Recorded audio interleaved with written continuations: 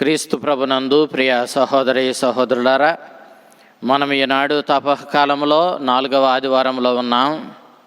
ఈనాటి దివ్య గ్రంథ పఠనాలు మొదటి పట్టణము యెహోషువ గ్రంథము 5వ అధ్యాయము 9వ వచనం నుంచి 12వ వచనం వరకు, సువిశేషము లోకా శుభవార్త 15వ అధ్యాయం 1వ వచనం నుంచి 3వ వచనం వరకు మరియు 11వ వచనం నుంచి 32వ వచనం వరకు మనం ఆలకించాం. మోషే తరువాత ఇశ్రాయేలు ప్రజలను నడిపించే బాధ్యతను మోషే శిష్యుడైనటువంటి యెహోషువ చేపట్టాడు. యెహోషువయే ఇశ్రాయేలు ప్రజల్ని వాగ్దాన భూమికి నడిపించాడు. గిల్గాలు వద్ద యెహోషువ ఇశ్రాయేలు 12 గోత్రాలు ఈ వాగ్దాన భూమిలో పాలు తేనెలు ప్రవహించే కానానులో అడుగుపెట్టాయి కాబట్టి దానికి గుర్తుగా ఇశ్రాయేలు 12 గోత్రాలకు చిహ్నంగా 12 రాళ్లను అక్కడ ప్రతిష్ఠించినట్లుగా మనం చూస్తూ ఉన్నాం. ఈ రీతిగా దేవుడు ఇశ్రాయేలు ప్రజలకు చేసినటువంటి అద్భుత కార్యాలను, సంఘటనలన్నింటినీ కూడా మరొకసారి యెహోషువ గుర్తు చేయడాన్ని మనం ఈనాటి ఈ దివ్య గ్రంథ పఠనంలో ఆలకిస్తూ ఉన్నాం. ఈనాడు అన్యదైవాలను కొలిచే అన్యరాజ్యాల ఆధిపత్యం నుండి, ఐగుప్తు నుండి దేవుడు ఇశ్రాయేలు ప్రజలను విడిపించాడు. వాళ్లకు స్వేచ్ఛ స్వాతంత్ర్యాలు ఇచ్చాడు. ఇక ఈనాడు వాళ్ళ సొంత దేశంలో వాళ్ళు అడుగుపెట్టారు. వాళ్ళ సొంత దేశంగా దేవుడు వాళ్ళకి ఇచ్చిన పాలు తేనెలు ప్రవహించే కానానులో వాళ్ళు స్వేచ్ఛ స్వాతంత్ర్యాలతో ఇక జీవించగలుగుతారు. అంతేకాదు, ఇంత అద్భుతమైన రీతిలో దేవుడు ఇశ్రాయేలు ప్రజల్ని నడిపించుకొని వచ్చి ఆ ఐగుప్తు బానిసత్వాన్ని అంతమొందించి ఈనాడు స్వేచ్ఛా స్వాతంత్ర్యాలతో కూడిన కానానులో ఆ సారవంతమైనటువంటి నేలలో ప్రవేశపెట్టాడు. కాబట్టి ఇశ్రాయేలు ప్రజలు ఆనందంతో పండుగ చేసుకోవాలి. వాళ్ళు మొదటిగా వాగ్దాన భూమిలో అడుగుపెట్టిన తర్వాత చేసుకున్నటువంటి పండుగ పాస్క్వా పండుగ. ఈ పండుగను వాళ్ళు 7 రోజుల పండుగగా ఘనంగా కొనియాడారు.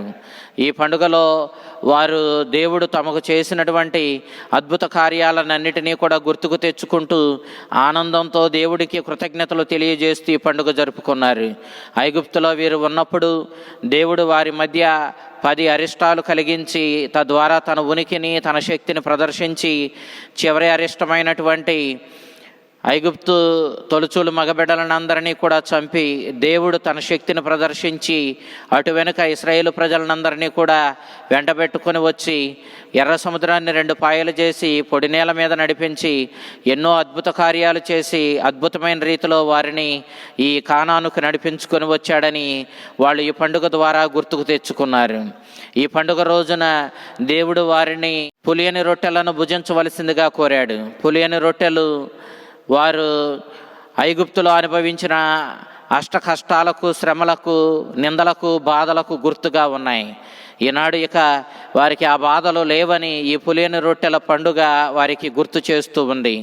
వాటికి ఇక అంతం పలుకుతూ, పులుపు ఎప్పుడూ కూడా కష్టానికి, ఇబ్బందులకు, బాధలకు, శ్రమలకు గుర్తుగా ఉంటుంది. కాబట్టి ఈనాడు అలాంటిది, ఆ బాధలతో కూడినటువంటి జీవితం ఇక వారికి లేదని దేవుడు వారి వెన్నంటే ఉన్నాడు. కాబట్టి వారిని అద్భుతంగా నడిపించుకొని స్వేచ్ఛా స్వాతంత్ర్యాలతో కూడిన కానానుకు నడిపించాడు. కాబట్టి వారి జీవితంలో ఇక పులుపుతో సంబంధం లేదని చెబుతూ ఈ పులియని రొట్టెలు వారికి ఒక గుర్తుని ఇస్తూ ఉన్నాయి. అంతే రీతిలో వారు త్వరితంగా ప్రయాణమయ్యి వెళ్ళవలసి వచ్చింది. కాబట్టి పాస్క్వా విందులో వారు పులియబెట్టుకొని రొట్టెలు కాల్చుకునేంత సమయం వారికి లేదు. కాబట్టి వారు త్వరపడి తొందరగానే ఐగుప్తు నుండి బయలుదేరి వచ్చిన ఆ విధానాన్ని ఈ పులియని రొట్టెలు సూచిస్తూ ఉన్నాయి. దేవుడు వీరికి మన్నాను ఆహారంగా ఇచ్చి 40 సంవత్సరాలు ఎడారి ప్రయాణంలో వీరికి తోడై ఉన్నాడు. పగటిపూట మేఘస్తంభంగా, రాత్రిపూట వెలుగు స్తంభంగా వీరి వెన్నంటే ఉండి ముందు నడిచి వీరిని కానానుకు నడిపించాడు. 40 సంవత్సరాలు మన్నా వీరికి ఆహారంగా ఉండగా వారు ఎప్పుడైతే కానానులో అడుగుపెట్టారో అప్పుడు కానానులో పండినటువంటి పంట మొదటిగా ఎప్పుడైతే వారు సేకరించారో అంతటితో వారికి మన్నా కురవడం ఆగిపోయింది. వారి సొంత దేశం చేరుకున్న తర్వాత ఆ దేశంలో పండినటువంటి పంటలను వాళ్ళు భుజించి దేవునికి కృతజ్ఞతలు చెల్లిస్తూ కానుకలు అర్పించారు. ఈ రీతిగా యెహోషువ దేవుడు వారి జీవితంలో చేసినటువంటి గొప్ప కార్యాలను వారికి గుర్తు చేస్తూ పాస్క్వా ఏ విధంగా జరుపుకోవాలో వారికి గుర్తు చేస్తూ ఈ పాస్క్వా ప్రతి సంవత్సరము మొదటి నెలలో అనగా నిసాన్ నెలలో 14వ తారీఖున వస్తుందని ఈ పండుగ చంద్రుని యొక్క గమనాన్ని బట్టి నిర్ణయించబడుతుందని, మొదటి నెలలో 14వ రోజున పౌర్ణమి నాడు వచ్చేటటువంటి పండుగ కావున ఈ పండుగ ఎప్పటికప్పుడే రోజులు మారుతూ వస్తూ ఉండేది. ఎందుకంటే చంద్రుని యొక్క పౌర్ణమి ఆధారంగా ఈ పండుగ నిర్ణయించబడుతుంది కాబట్టి మన నేటి ఈస్టర్ పండుగ కూడా రోజులు మారుతూ రావడానికి కారణం ఇదే. ఈ పండుగను చంద్రుని గమనాన్ని ఆధారంగా వసంతకాలంలో సంవత్సరంలో మొదటి నెలలో 14వ తారీఖున పౌర్ణమి నాడు ఈ పండుగ వస్తూ ఉంది కాబట్టి మరి చంద్రుని గమనాన్ని బట్టి ఈ పండుగ నిర్దేశిస్తారు కాబట్టి అనేక సందర్భాలలో ఈ పండుగ రోజులు మారుతూ ఉంటుంది కాబట్టి మన ఈస్టర్ పండుగ రోజులు కూడా మారడాన్ని మనం చూస్తూ ఉన్నాం.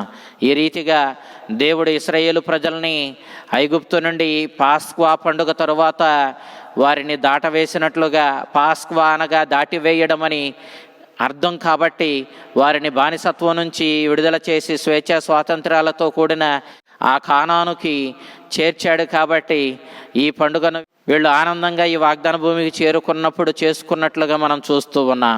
ప్రతి సంవత్సరం ఈ పండుగ దేవుడు చేసిన గొప్ప కార్యానికి గుర్తుగా, దేవుడు వారిని ఐగుప్తు బానిసత్వం నుంచి విడుదల చేసినటువంటి అద్భుత కార్యానికి గుర్తుగా జరుపుకోవాలని దేవుడు శాసించగా నేటికి యూదులు ఈ యొక్క పాస్క్వా పండుగను జరుపుకోవడాన్ని మనం చూస్తూ ఉన్నాం. ఇక సువిశేషంలోనికి మనం వచ్చినప్పుడు సువిశేషంలో మనం పరిసయ్యులను చూస్తూ ఉన్నాం. పరిసయ్యులు యేసు ప్రభువుని ఇతడు పాపులతో తిరుగుతూ పాపులతో భుజిస్తూ ఇతడు కూడా పాపాత్ముడైపోయాడు అంటూ యేసుక్రీస్తుని నిందిస్తూ ఉండగా పరిసయ్యులను ఉద్దేశించి ప్రభు ఒక ఉపమానాన్ని తెలియచేయడాన్ని మనం చూస్తూ ఉన్నాం. ఒక తండ్రికి 2 కుమారులు ఉన్నారు. 2 కుమారుల్లో చిన్నవాడు తండ్రితో నా ఆస్తిలో భాగాన్ని పంచిపెట్టమని అడిగాడు. కానీ పెద్దవాడు తండ్రితోనే ఉన్నాడు, తండ్రిని విధేయిస్తూ ఉన్నాడు. ఇక్కడ తండ్రితోనే ఉంటూ తండ్రిని విధేయిస్తూ తండ్రి పనులు చేస్తున్నది ఎవరు అని అంటే పరిసయ్యులు. పరిసయ్యులు ఎప్పటికప్పుడే మేము దేవునికి అత్యంత ప్రియమైన వారిమి, దేవుని యొక్క మతంలో ఉన్నత స్థానంలో ఉన్నవారిమి, దేవుని ధర్మశాస్త్రాన్ని పాటిస్తున్న వారిమి కాబట్టి సమాజంలో గొప్పవారిమి మేమే అని చెప్పి తమను తాము గొప్పవారిగా పరిగణించుకుంటూ నీతిమంతులుగా చెప్పుకుంటూ ఉండేవాళ్ళు. కాబట్టి ఈ రోజున పెద్ద కుమారుడు ఎవరు అని అంటే ఆనాటి సమాజంలో ఉన్న పరిసయ్యులు, మేము గొప్పవారిమని చెప్పుకున్న ఆ పరిసయ్యులు ఇక్కడ పెద్ద కుమారునికి గుర్తుగా ఉన్నారు. ఇక్కడ ఆ ప్రేమగల తండ్రి ఎవరు అని అంటే దేవుడే. ఇక చిన్నవాడు నా ఆస్తి నాకు పంచి ఇవ్వు అని అడిగినవాడు ఇక్కడ సమాజంలో చిన్నచూపు చూడబడినటువంటి సుంకరులు, పాపులు. అయితే ఈ సుంకరులతో పాపులతో కలిసి క్రీస్తు ఆనందంతో సమయం గడుపుతున్నాడు, వారికి బోధిస్తున్నాడు, వారి విందుల్లో పాల్గొంటూ వారితో కలిసి సంతోషంగా ఆయన సమయం గడుపుతూ ఉన్నాడు. ఇది చూసిన పరిసయ్యులు ప్రభువుని నిందించారు. పాపులతో తిరిగి ఇతడు పాపాత్ముడయ్యాడు అన్నారు. ఆ సందర్భంలో ప్రభు చెప్పిన ఈ ఉపమానాన్ని మనం చూద్దాం. అయితే చిన్నవాడు తండ్రిని ఆస్తిని పంపమని అడిగాడు కదా, తండ్రి ఆ విధంగానే ఆస్తిని పంచి ఇచ్చాడు. యూదుల్లో తండ్రి బ్రతికి ఉండగా ఆస్తిని పంచి ఇవ్వడం అనేది సాధ్యమయ్యే విషయం కాదు. ఒకవేళ ఆస్తిని పంచి ఇచ్చిన తండ్రి తనను తాను చిన్నవాడిగా చేసుకున్నట్లే. తాను బ్రతుకుండగానే బిడ్డలు ఆస్తి పంచమని అడిగితే అర్థం నువ్వున్నా లేనట్లే, నిన్ను గౌరవించడానికి మేము సిద్ధంగా లేము, నీ మీద మాకు ఎలాంటి ప్రేమ లేదు, మాకు ఇవ్వాల్సిన ఆస్తి ఇచ్చేయి, నీకు మాకు ఎలాంటి సంబంధం ఉండడానికి మేము ఇష్టపడడం లేదని చెప్పడమే. అయితే ఆ విధంగా తండ్రిని తృణీకరిస్తూ తండ్రిని అవమానిస్తూ తన ఆస్తిని పంచి ఇవ్వమని అడిగినటువంటి చిన్న కుమారుని మనం చూసినప్పుడు ఇతడు పాపాత్ముడిగా మనకు స్పష్టంగా కనపడతాడు.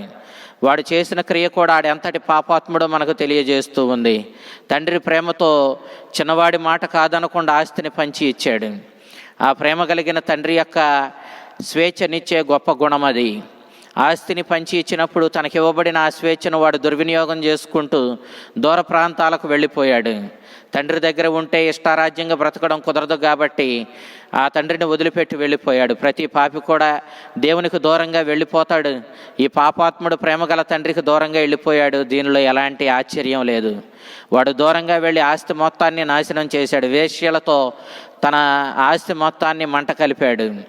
అతడు చిందులు వేస్తూ, పాటలు పాడుతూ, తాగుతూ, తింటూ, పేకాటాడుతూ, వేశ్యలతో ఇష్టారాజ్యంగా బ్రతుకుతూ తన జీవితాన్ని బాధ్యత లేని జీవితంగా జీవించి సర్వనాశనం చేసుకున్నాడు.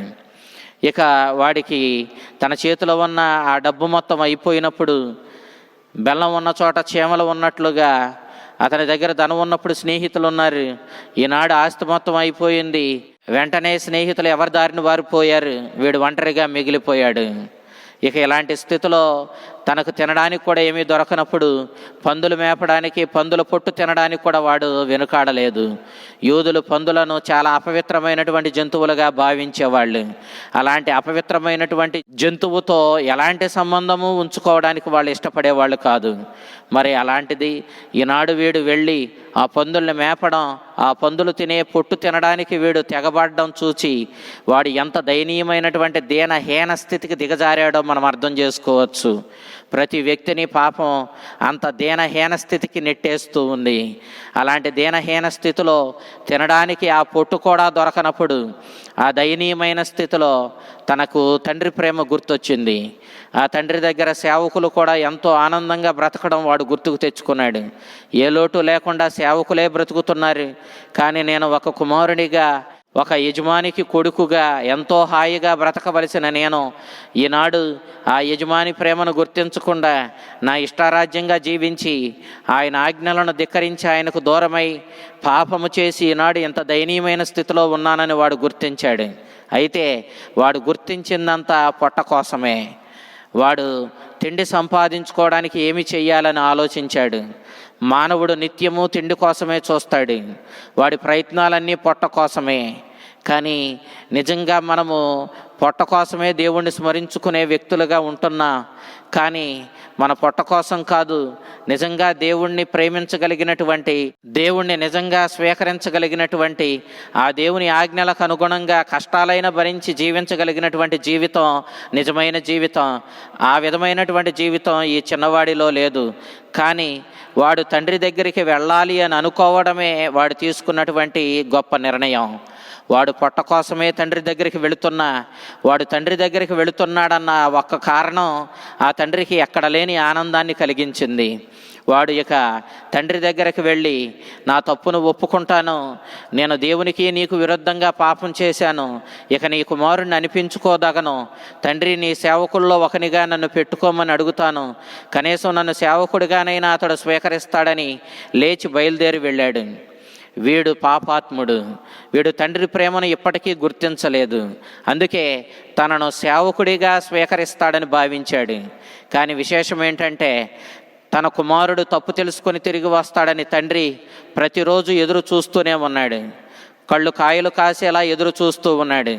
ఈ రోజున ఆ చిన్న కుమారుడు తిరిగి రావడం అల్లంత దూరాన్ని నుండే చూచి పరుగు పరుగున వెళ్ళి కుమారుడిని కౌగిలించుకున్నాడు. నిజానికి అక్కడ దాకా వచ్చిన కుమారుడు ఇంటికి వస్తాడులే అని ఎదురు చూడవచ్చు, కానీ కుమారుణ్ణి పరుగు పరుగున వెళ్ళి కౌగిలించుకోవడం అతని ప్రేమకు తార్కాణం. అతడు ఎంతగా ప్రేమించాడో మనం అర్థం చేసుకోవచ్చు. కుమారుడు ఇప్పుడు పందులను మేపి వస్తున్నాడు. దుర్వాసన కొడుతూ ఉండవచ్చు. వాడి కాళ్లకు చెప్పులు లేవు. బానిసగా బ్రతికాడు. తినడానికి సరైన తిండి లేని స్థితిలో వాడు బ్రతికాడు. మరి అలాంటి దయనీయమైన హీనమైన స్థితిలో ఉన్న ఆ చిన్న కుమారుణ్ణి జమీందారుగా గొప్ప గౌరవప్రదమైన స్థితిలో బ్రతుకుతున్న తండ్రి పరుగు పరుగున వెళ్ళి కౌగిలించుకున్నాడు. నిజంగా ఇది తండ్రికి చాలా ఘోరమైన అవమానమే. ఇంతటి అవమానాన్ని సహించుకుంటూ కుమారుడి మీద ప్రేమను ప్రదర్శించిన ఆ తండ్రి ప్రేమ మనం వర్ణించలేము. అది మహోన్నతమైన ప్రేమ. అంతటి ప్రేమతో కుమారుణ్ణి కౌగిలించుకున్నాడు. ఎందుకు పరుగు పరుగున వెళ్ళి కౌగిలించుకున్నాడంటే కుమారుడు ఇప్పటికే తప్పు చేశాడు కాబట్టి ఊరి వాళ్ళందరూ కుమారుడిని నిందించవచ్చు. ఏ మొహం పెట్టుకొని ఈ తండ్రి దగ్గరకు వచ్చావు, నీ తండ్రి ఎంత గొప్పోడో నీకు తెలుసా, అలాంటి తండ్రి దగ్గరికి నువ్వు మళ్ళీ ఏ మొహం పెట్టుకొని వచ్చావు, తండ్రి ఆస్తి మొత్తాన్ని మంట కలిపి బుద్ధి లేకుండా తిరిగి వచ్చావా అని ఊరు వాళ్ళు అతన్ని నిందిస్తారేమో. కాబట్టి ఆ మాత్రపు నింద ఇక తన కుమారుడికి జరగడానికి వీల్లేదు. కాబట్టి పరుగు పరుగున వెళ్ళి తండ్రి కౌగిలించుకున్నాడు. ఈ విధంగా తన చిన్న కుమారుడిని కౌగిలించుకొని తండ్రి ఈ ప్రపంచానికి వెల్లడి చేస్తున్న సత్యం ఏంటంటే, ఇదిగో నా కుమారుడు నేను సఖ్యపడిపోయా, ఇక నా కుమారుణ్ణి మీరు అంటే నన్ను అన్నట్లే, కాబట్టి నా కుమారుణ్ణి మీరు ఏమీ నిందించడానికి లేదు అంటూ కుమారుడికి నింద కలగకుండా తండ్రి అడ్డుపడుతూ ఉన్నాడు.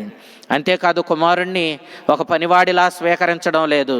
ఆ చిన్నవాడిని తన కుమారుడిగానే తన కుటుంబంలోనికి తన ఇంటిలోనికి స్వీకరిస్తూ ఉన్నాడు. కాలికి చెప్పులు తొడగమన్నాడు, పట్టు వస్త్రాలు తొడగమన్నాడు, వేలికి ఉంగరం తొడగమన్నాడు. ఇదిగో నా కుమారుడు, ఇదిగో చనిపోయిన వాడు తిరిగి వచ్చాడు, తప్పిపోయిన వాడు దొరికాడు, కాబట్టి మనం ఆనందంతో విందు చేసుకుందామని కొవ్విన కోడిదోడను కొయ్యమని ఆజ్ఞాపించాడు. సేవకులందరూ ఆనందంతో గొప్ప విందు జరుపుకుంటున్నారు. సంగీత నృత్యముల ధ్వని బయటకు వినపడుతూ ఉంది. ఇది పరలోకపు ఆనందానికి గుర్తు.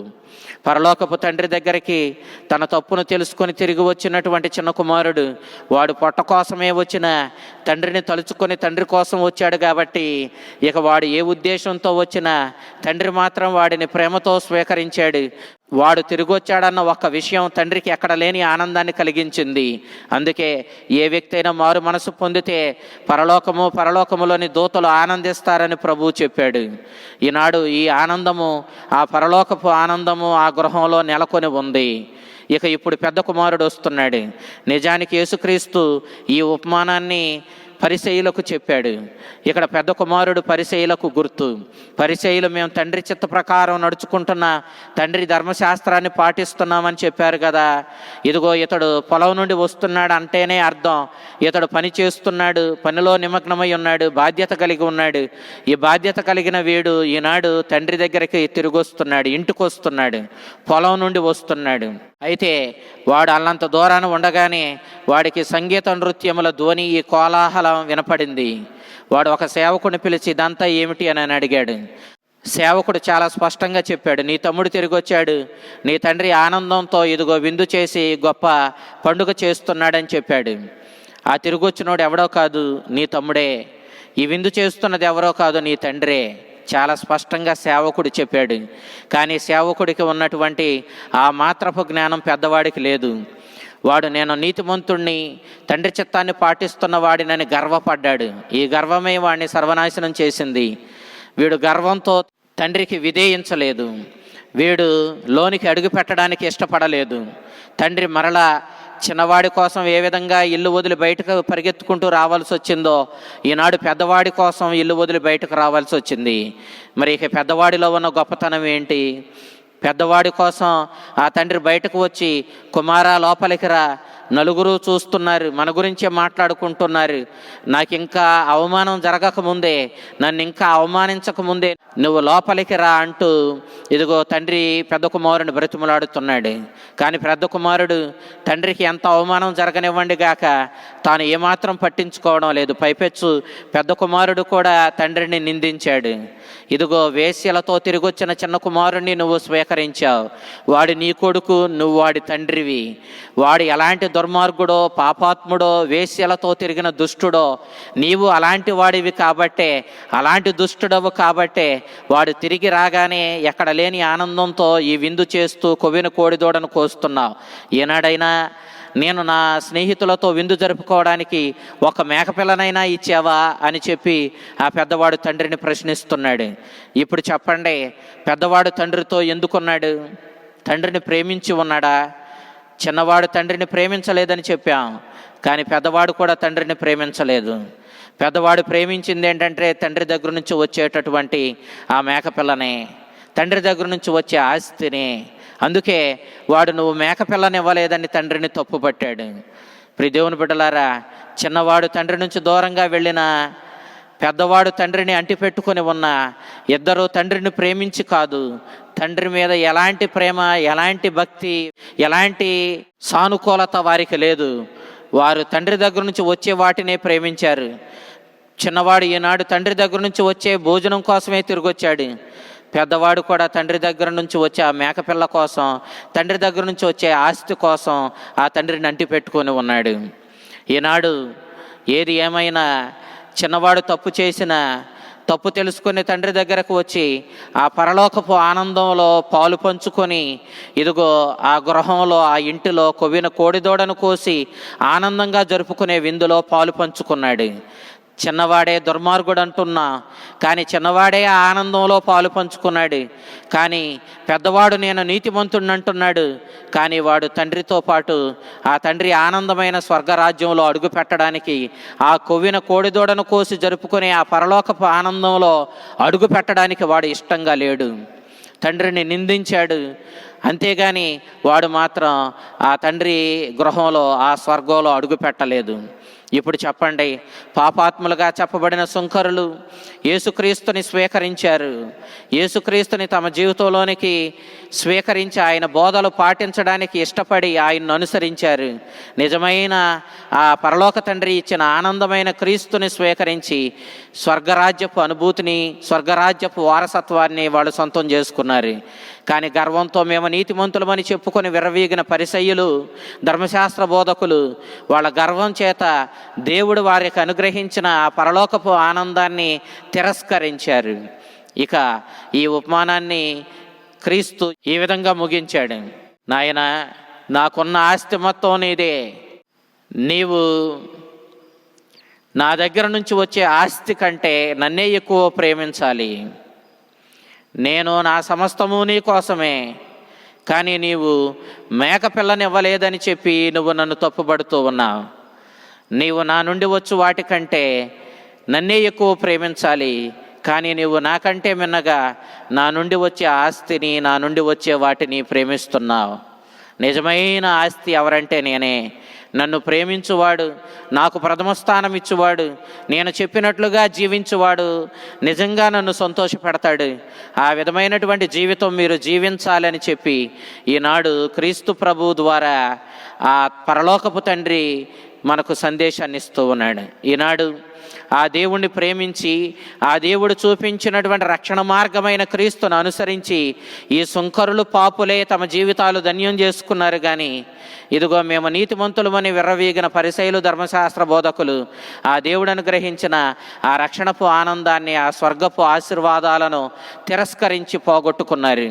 ప్రియ దేవుని బిడ్డలారా, ఇదిగో దేవుడు మనల్ని ఆ స్వర్గపు, ఆ నూతన కానాకు, ఆ నూతన వాగ్దాన భూమికి, ఆ స్వర్గానికి నడిపించడానికి క్రీస్తు లోకానికి వచ్చాడు.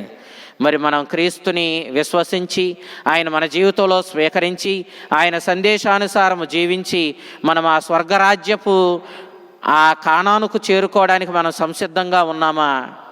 మనల్ని మనం పరిశీలించుకోవాలి.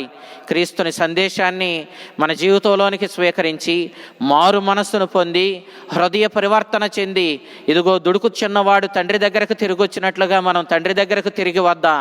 వినయంతో, తగ్గింపుతనంతో ఆ తండ్రి ఇచ్చినటువంటి ఆ దైవ గ్రంథపు సందేశాన్ని, ఆ క్రీస్తుని యొక్క బోధనలను మన జీవితంలోనికి స్వీకరిద్దాం. వాటిని మన జీవితంలో పాటించి ఆ ప్రభు ఇచ్చే రక్షణానుగ్రహాలు పొందుకొని మన జీవితాలను ధన్యం చేసుకుందాం.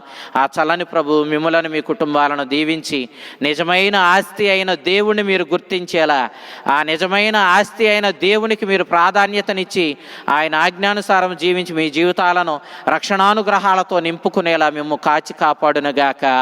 ఆమేన్.